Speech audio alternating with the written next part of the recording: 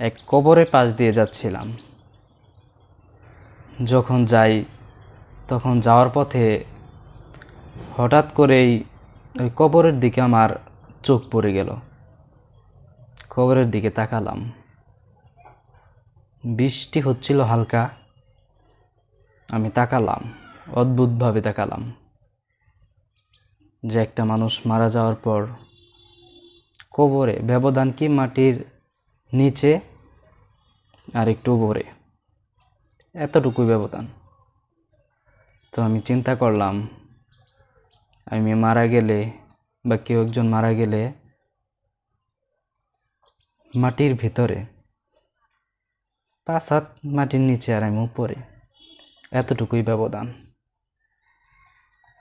ওই জায়গায় একদিন আমারও যেতে হবে।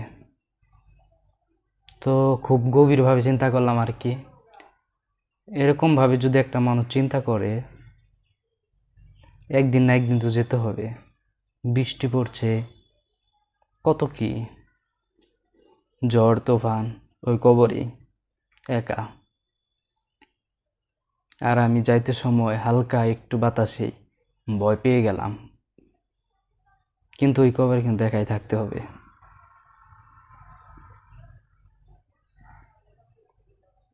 কি বলবো, সবাইকে আল্লাহ তাআলা আমাদেরকে সবাইকে